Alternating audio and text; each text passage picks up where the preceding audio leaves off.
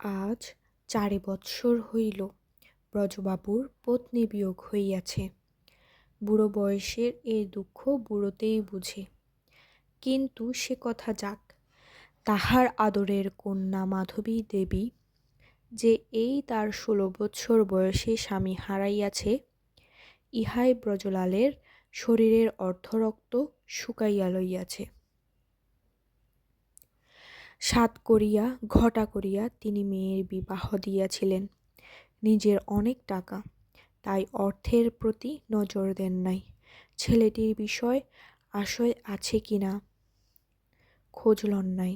শুধু দেখিয়াছিলেন ছেলেটি লেখাপড়া করিতেছে, রূপবান, সৎ, সাধু চরিত্র। ইহাই লক্ষ্য করিয়া মাধবীর বিবাহ দিয়াছিলেন। 11 বৎসর বয়সে মাধবীর বিবাহ হইয়াছিল। 3 বৎসর সে স্বামীর কাছে ছিল। যত্ন, স্নেহ, ভালোবাসা সবই সে পাইয়াছিল। কিন্তু যোগেন্দ্রনাথ বাঁচিলেন না। মাধবীর এই জীবনের স্বাদ সব মুছিয়া দিয়া ব্রজরাজের বক্ষে শেল হানিয়া তিনি স্বর্গে চলিয়া গেলেন। মরিবার সময় মাধবী যখন বড় কাঁদিতে লাগিল, তখন তিনি মৃদুকণ্ঠে কহিয়াছিলেন, মাধবী, তোমাকে যে ছাড়িয়া যাইতেছি, এইটিই আমার সবচেয়ে দুঃখ। মরি তাহাতে ক্ষতি নাই, কিন্তু তুমি যে আজীবন ক্লেশ পাইবে, এটি আমাকে বড় বিচলিত করিয়াছে। তোমাকে যে যত্ন করিতে পাইলাম না। দর বিগলিত অশ্রুরাশি যোগেশের শীর্ণবক্ষে ঝরিয়া পড়িল। মাধবী তাহা মুছাইয়া দিয়া বলিয়াছিল, আবার যখন তোমার পায়ে গিয়া পড়িব, তখন যত্ন করিও। যোগেন্দ্রনাথ বলিয়াছিল, মাধবী, যে জীবন তুমি আমার সুখের জন্য সমর্পণ করিতে, সেই জীবন সকলের সুখে সমর্পণ করিও। যার মুখ ক্লিষ্ট মলিন দেখিবে, তাহারই মুখ প্রফুল্ল করিতে চেষ্টা করিও। আর কি বলিব মাধবী?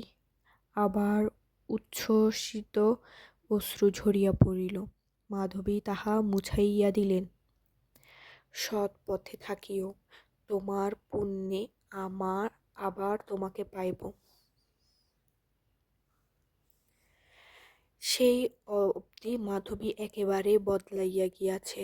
ক্রোধ, হিংসা, দ্বেষ প্রভৃতি যাহা কিছু তাহার ছিল, স্বামীর চিতাভস্মের সহিত সবগুলি সে ইহজন্মের মতো গঙ্গার জলে ভাসাইয়া দিয়াছে। এই জীবনের কত স্বাদ, কত আকাঙ্ক্ষা, বিধবা হইলে কিছু সে সব চায় না। মাধবী তখন স্বামীর কথা ভাবে, তিনি যখন নাই তখন আর কেন, কাহার জন্য পরের হিংসা করিব, কাহার জন্য আর পরের চোখে জল বহাইব।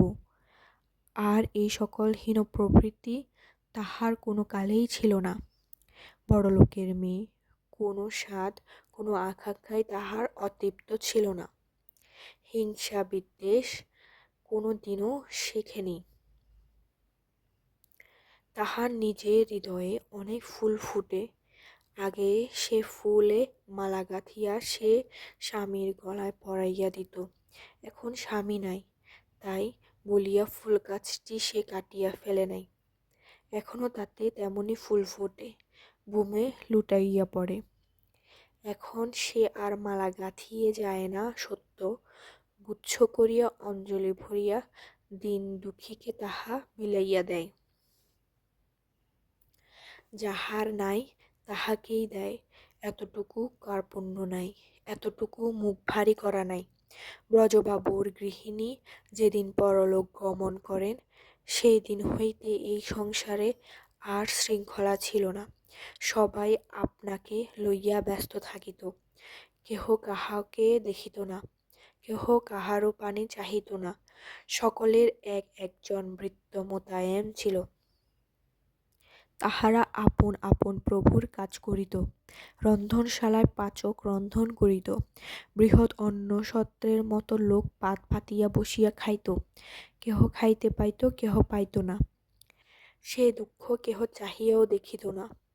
কিন্তু যেদিন হইতে মাধবী তাহার ভাদ্র মাসের ভরা গঙ্গার মতো রূপ স্নেহ মমতা লইয়া পিতৃভবনে ফিরিয়া আসিল, সেই দিন হইতে যেন সমস্ত সংসারে নবীন বসন্ত ফিরিয়া আসিয়াছে। এখন সবাই কহে বড় দিদি, সবাই বলে মাধবী। বাড়ির পোষা কুকুরটা পর্যন্ত দিনান্তে একবার বড় দিদিকে দেখিতে চাহে। এত লোকের মধ্যে সেও যেন একজনের স্নেহময়ী সর্বময়ী বলিয়া বাঁচিয়া রাখিয়াছে।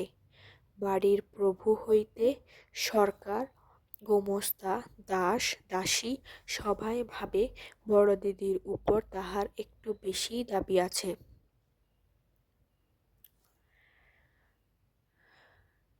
স্বর্গের কল্পতরু কখনো দেখি নাই, দেখিব কিনা তাহাও জানি না, সুতরাং তাহার কথা বলিতেও পারিলাম না। কিন্তু ব্রজবাবুর সংসারবর্তী লোকগুলো একটি কল্পতরু পাইয়াছিল, তলায় গিয়া হাত পাতিত আর হাসি মুখে ফিরিয়া আসিত। এইরূপ পরিবারের মধ্যে সুরেন্দ্রনাথ একটা নতুন ধরনের জীবন অতিবাহিত করিবার উপায় দেখিতে পাইল। সকলে যখন একজনেরই উপর সমস্ত ভার রাখিয়াছে, তখন সেও তাহাদের মতোই করিতে লাগিল। কিন্তু অপরের অপেক্ষা তাহার ধারণা একটু ভিন্ন প্রকারের। সে ভাবিত, বড় দিদি বলিয়া একটা জীবন্ত পদার্থ পাটির মধ্যে থাকে, সকলকে দেখে, সব আবদার সহ্য করে, যাহার যাহা প্রয়োজন তাহা তাহারই নিকট পাওয়া যায়। কলিকাতায় রাজপথে ঘুরে নিজের জন্য নিজের ভাবিবার প্রয়োজনটা সে কতক বুঝিয়াছিল, কিন্তু এখানে আসিয়া অবধি সে একবারে ভুলিয়া গেল যে আপনার জন্য তাহার বিগত জীবনে কোনো একটি দিনও ভাবিতে হইয়াছিল বা পরে ভাবিতে হইবে।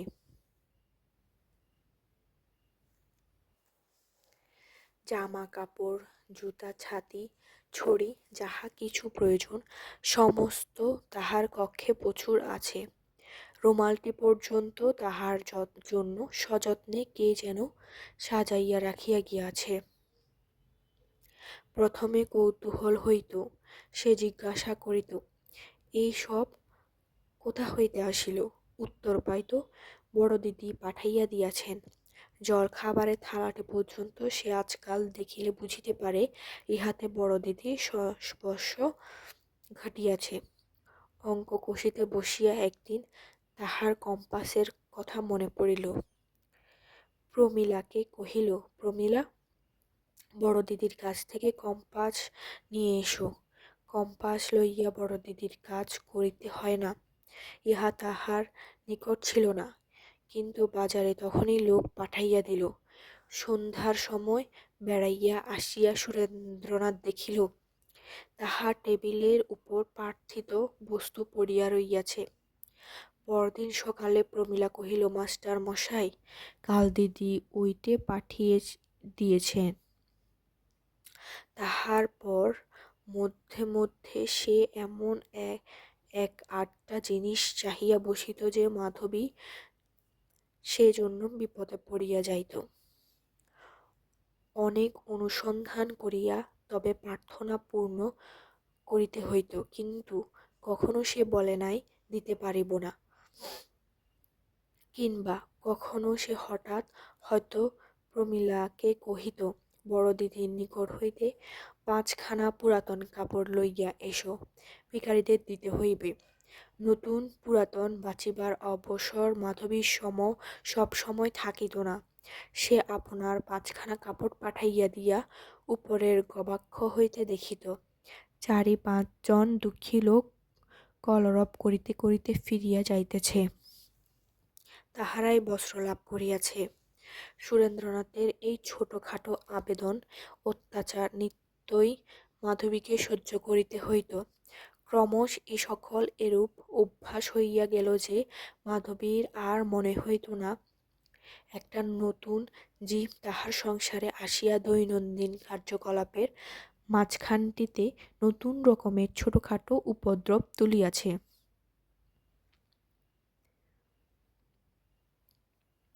শুধু তাহাই নহে, এ নতুন জীবটির জন্য মাধবীকে আজকাল খুব সতর্ক থাকিতে হয়, বড় বেশি খোঁজ লইতে হয়। সে যদি সব জিনিস চাহিয়া লইত, তাহা হইলেও মাধবীর অর্ধেক পরিশ্রম কমিয়া যাইত। সে যে নিজের কোনো জিনিসই চাহে না, এইটিই বড় ভাবনার কথা। প্রথমে সে জানিতে পারে নাই যে সুরেন্দ্রনাথ নিতান্ত অন্যমনস্ক প্রকৃতির লোক। প্রাতকালে চা ঠান্ডা হইয়া যায়, সে হয়তো খায় না। জল খাবার হয়তো স্পর্শ করিতেও তাহার মনে থাকে না, হয়তো বা কুকুরের মুখে তুলিয়া দিয়া সে চলিয়া যায়। খাইতে বসিয়া অন্ন ব্যঞ্জনের যে সে কোনো সম্মানই রাখে না, পাশে ঠেলিয়া নিচে ফেলিয়া সরাইয়া রাখিয়া যায়, যেন কোনো দ্রব্যই তাহার মনে ধরে না।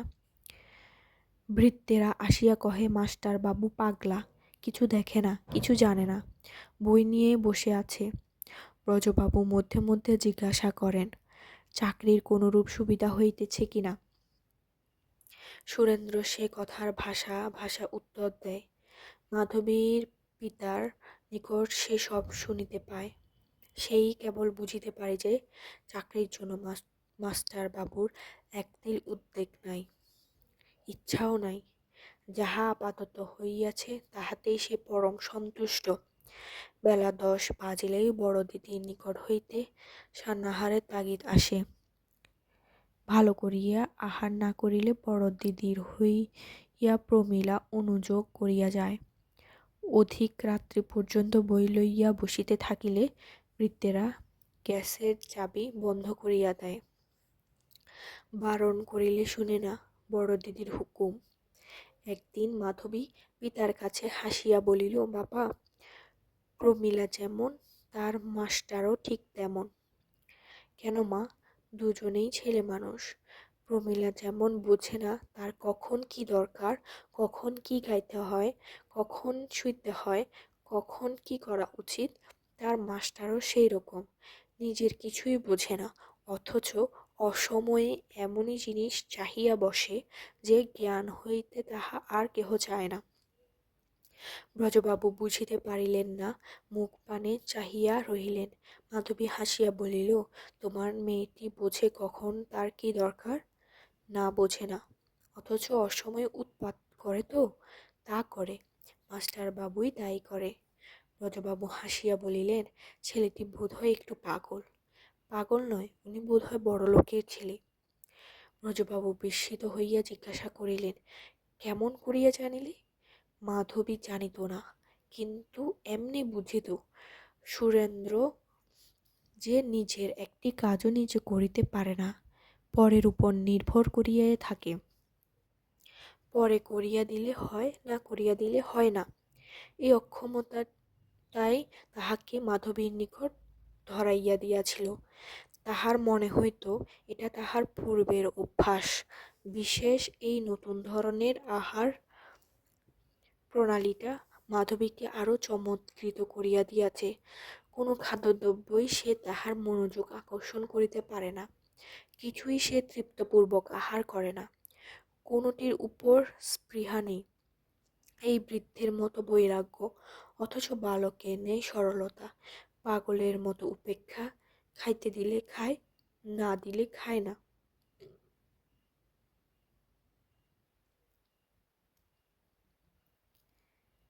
এই সকল তাহার নিকট বড় রহস্যময় বোধ হইত। একটা অজ্ঞাত করুণা চক্ষুও সেই জন্য এই অজ্ঞাত মাস্টার বাবুর উপর পড়িয়াছিল। সে যে লজ্জা করিয়া চাহে না, তাহা নহে, তাহার প্রয়োজন হয় না, তাই সে চাহে না। যখন প্রয়োজন হয় তখন কিন্তু আর সময় অসময় থাকে না। একেবারে বড় দিদির নিকট আবেদন আসিয়া উপস্থিত হয়। মাধবী মুখ টিপিয়া হাসে, মনে হয় এই লোকটি নিতান্ত বালকের মতো সরল,